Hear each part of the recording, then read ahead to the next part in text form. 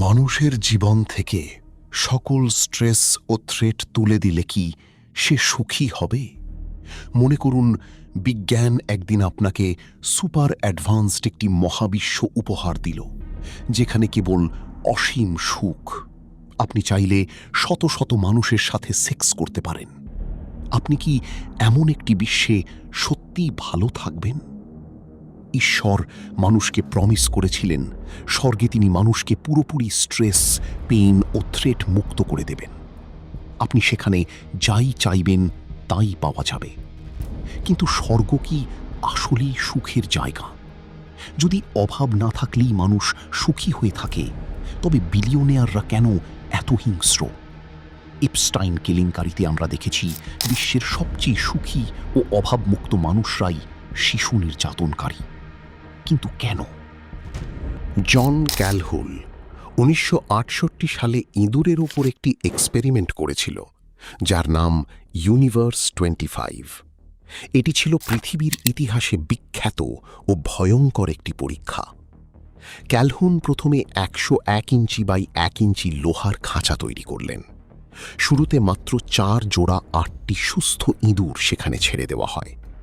তাত্ত্বিকভাবে ওই জায়গায় প্রায় 3840টি ইঁদুর আরামে থাকতে পারত। এটি এমন একটি জগৎ যেখানে তাদের কোনো অভাব ছিল না, তারা ছিল সম্পূর্ণ সেফ ও সিকিউর। শুরুতে ইঁদুরগুলো খুব দ্রুত খাপ খাইয়ে নেয়।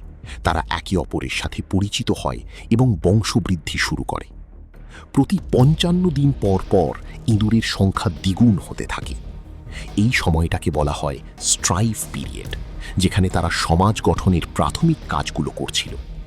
কিন্তু ইঁদুরের সংখ্যা যখন 620-তে পৌঁছায়, তখন প্রতি 145 দিন পর পর ইঁদুরের সংখ্যা কমতে থাকে।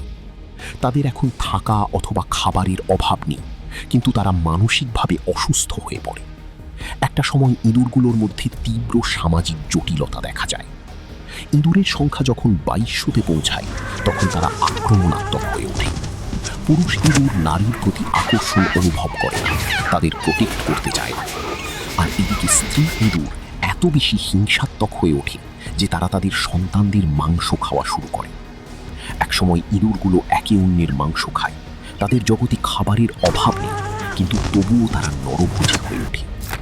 মনে পড়ে এপস্টাইন ফাইলের সেই বিলিয়নিয়ারদের কথা, যারা শিশুদের মাংস খেয়েছিল বলে দাবি করা হয়। চতুর্থ পর্যায়ে একদল নতুন ইঁদুরের আবির্ভাব ঘটে, যাদের ক্যালহুন নাম দেন দ্য বিউটিফুল ওয়ান্স। এই পুরুষ ইঁদুরগুলো কোনো লড়াই করত না, যৌন মিলনে অংশ নিত না, এমনকি কোনো সামাজিক যোগাযোগও রাখত না। তারা কেবল খেত, ঘুমাতো আর নিজের গায়ের পশম পরিষ্কার করত। তাদের শরীরে কোনো ক্ষত ছিল না, দেখতে খুব সুন্দর ছিল, কিন্তু তারা ছিল মানসিকভাবে মৃত। 1780তম দিনে শেষ ইঁদুরটির জন্ম হয়। এরপর থেকে কেবল মৃত্যুর সংখ্যা বাড়তে থাকে। পর্যাপ্ত খাবার থাকা সত্ত্বেও ইঁদুরগুলো একে অপরের সাথে প্রজনন করার ক্ষমতা বা ইচ্ছা হারিয়ে ফেলে। শেষ পর্যন্ত পুরো কলোনিটি বিলুপ্ত হয়ে যায়। কিন্তু আপনি কি জানেন ইউনিভার্স 25 বিলুপ্তির পেছনে বৈজ্ঞানিক কারণ কি ছিল?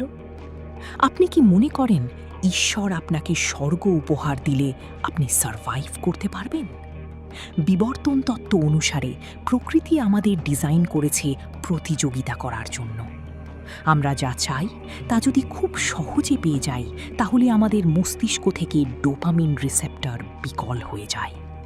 এজন্য যে খাবার বা আরাম ইঁদুরদের শুরুতে আনন্দ দিত, তা একসময় সাধারণ এবং পরে বিরক্তিকর হয়ে ওঠে। থ্রেট বা বিপদ আমাদের স্নায়ুতন্ত্রকে সক্রিয় রাখে। ইউনিভার্স 25-এর ইঁদুরগুলোর কোনো থ্রেট ছিল না বলেই তারা নিস্তেজ হয়ে গিয়েছিল। বিপদ যখন সামনে থাকে, তখন বেঁচে থাকার প্রতিটি মুহূর্ত অর্থবহ হয়ে ওঠে। থ্রেট কাটিয়ে ওঠার পর আমাদের মস্তিষ্ক এন্ডোরফিন এবং ডোপামিন রিলিজ করে। অর্থাৎ বিপদের ছায়া যত বড় হয়, সেটা জয় করার পর সুখের আলো তত উজ্জ্বল মনে হয়। যেখানে কোনো অভাব নেই বলি সেখানে কোনো প্রাপ্তির তৃপ্তিও ছিল না। এই চরম একঘেয়ামি কালক্রমে মানসিক যন্ত্রণা বা দুঃখে রূপ নেয়। বিবর্তনীয়ভাবে প্রতিটি প্রাণীর একটি সামাজিক ভূমিকা থাকে, যেমন টেরিটরি রক্ষা করা, সঙ্গী খুঁজে নেওয়া বা সন্তানদের লালন পালন করা। ইউনিভার্স 25-এ যেহেতু কোনো বিপদ ছিল না, তাই পুরুষ ইঁদুরগুলোর রক্ষণাবেক্ষণ করার কোনো প্রয়োজন পড়ল না। যখন কোনো প্রাণী অনুভব করে যে সমাজে তার কোনো প্রয়োজন নেই, তখন সে অস্তিত্বহীনতায় ভোগে। এই পারপাসলেসনেস বা উদ্দেশ্যহীনতাই তাদের ভেতরে হিংস্রতা এবং পরে চরম বিচ্ছিন্নতা, দ্য বিউটিফুল ওয়ান্স, তৈরি করেছিল। প্রকৃতির নিয়ম হল use it or lose it. আমাদের মস্তিষ্ক এবং পেশি প্রতিকূলতা মোকাবিলার মাধ্যমে টিকে থাকে। যখন চ্যালেঞ্জ শূন্য হয়ে যায়, তখন মস্তিষ্ক তার জটিল সামাজিক দক্ষতাগুলো ডিলিট করতে শুরু করে। ইঁদুরগুলো সামাজিক যোগাযোগ বা মিলনের ভাষা ভুলে গিয়েছিল। এই হারিয়ে ফেলা দক্ষতাই তাদের এক চরম নিঃসঙ্গতার দিকে ঠেলে দেয়, যা যে কোনো শারীরিক কষ্টের চেয়েও ভয়াবহ। মানুষ মনে করে অভাবহীনতাই পরম সুখ, কিন্তু ইউনিভার্স 25 প্রমাণ করেছে অভাবহীনতা আসলে মানসিক পঙ্গুত্ব।